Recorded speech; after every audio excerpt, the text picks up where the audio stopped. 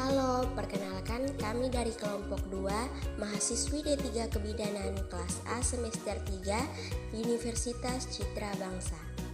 Pada video kali ini, kami akan membahas tentang kewajiban-kewajiban yang telah dilakukan oleh Indonesia setelah menjadi peserta UNCAC. Sebelum masuk ke penjelasan lebih lanjut, perlu kita ketahui apa itu pengertian dari UNCAC.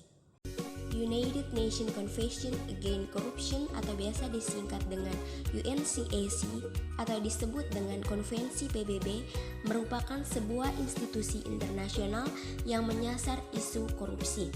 UNCAC ini disahkan pada tahun 2003 dan hingga kini dianggap sebagai kerangka kerjasama internasional paling penting yang memberikan pilar-pilar utama dalam pemberantasan korupsi, pencegahan, penegakan hukum, kerjasama internasional, serta aset recovery.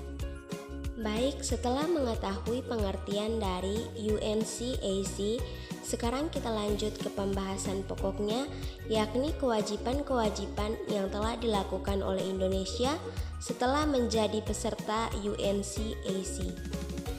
Kewajiban-kewajiban yang telah dilakukan oleh Indonesia setelah menjadi peserta UNCAC adalah: pertama, perlunya percepatan revisi Peraturan Presiden Nomor 55 Tahun 2012 tentang Strategi Nasional Pencegahan Pemberantasan Korupsi. Yang kedua, keterlibatan masyarakat sipil dan aparat hukum dan Babinka Timnas dalam pengelolaan dana desa.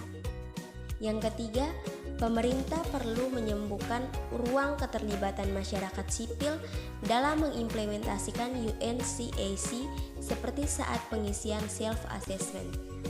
Yang keempat, perlihatkan masyarakat sipil dalam memberantas korupsi secara berkelanjutan dan perlindungan bagi whistleblower. Yang kelima, mendorong transparansi penanganan perkara melalui pemberantasan sistem tunggal untuk manajemen perkara melalui dari penyidikan sampai dengan eksekusi. Keenam, terkait penguatan kelembagaan penegak hukum, perlu direvitalisasi peran sentral baik secara kapasitas maupun organisasi. Ketujuh, pembentukan Satgas Pemberantasan Kejahatan di sektor sumber daya alam. Kedelapan, penegakan hukum yang tidak tebang pilih korporasi pelanggaran ketentuan perundang-undangan di sektor sumber daya alam.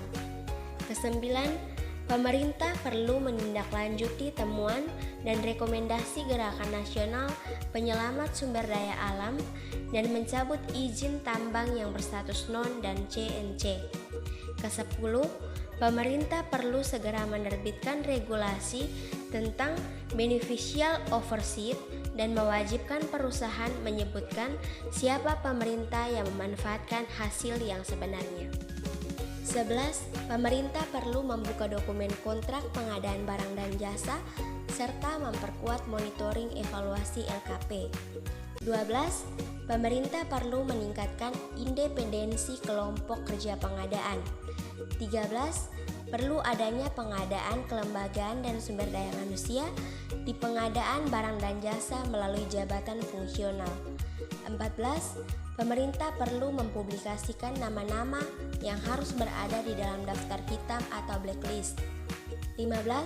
Perlu dibentuknya regulasi tentang sistem pengelolaan anti suap bagi unit penyelenggaraan layanan publik dan perusahaan yang mengikuti tender. 16. Pemerintah perlu memastikan pelayanan perizinan dilakukan secara non-tunai. 17. Mendorong transparansi dan akuntabilitas keuangan parpol melalui audit BPK dan seluruh keuangan parpol termasuk dana kampanye. 18. Penandatanganan fakta integrasi bagi calon pejabat publik. 19.